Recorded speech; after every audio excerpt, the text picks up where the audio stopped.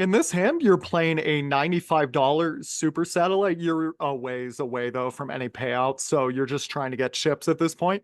You have pocket aces in early position. Obviously, you're going to raise this. So you do.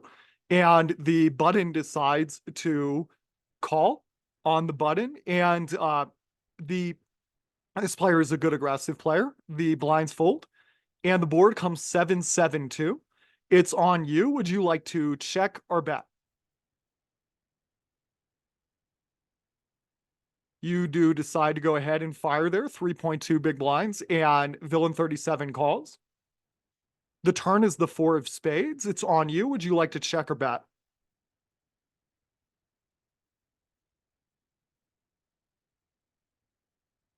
You fire again, 6.4 big blinds, and you get called. The river is the king of clubs. It's on you. Check or bet?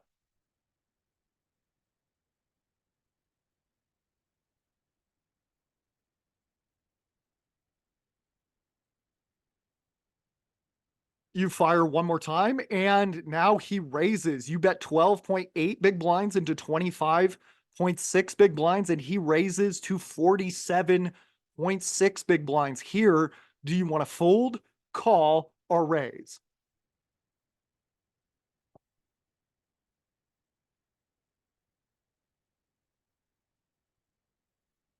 That is time. Time is up. You are going to want to call here, and we catch him in a bluff and win a 120 big blind pot. Now, let's discuss why we should be calling that river. So let's use process of elimination to think about his hands, which is always a great starting point if you're learning how to hand read. So we go ahead and value bet on this flop because we have an overpair that's likely to be good most of the time. And he goes ahead and just calls here. Now, with the stacks being this deep, if he had a seven, with that flush draw being out there, if he had a seven, he wouldn't have much to worry about because, well, first of all, he might want to get a lot of money out of us because we're so deep. If he had a seven, he might think he could win a huge pot versus an overpair if he raises, because we might just say, hey, we have nearly 250 big blinds. Why don't we go ahead and call down? So a seven might raise just for value. A seven might raise because a seven doesn't want to see another spade.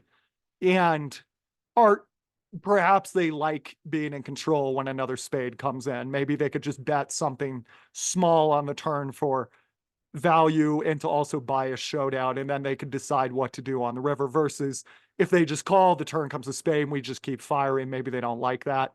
So a lot of people would raise a seven on this board for value or just to be in control of the hand. So we somewhat rule out a seven. Now the turn comes the four of spades. We fire again, and we're getting value right now from eights, nines, tens, jacks, whatever, just cold calls there that has a spade. Also, a lot of high cards that have a spade. But we're ruling out hands as well. We're so deep at this point that we discussed the reasons we thought a seven might raise on the flop.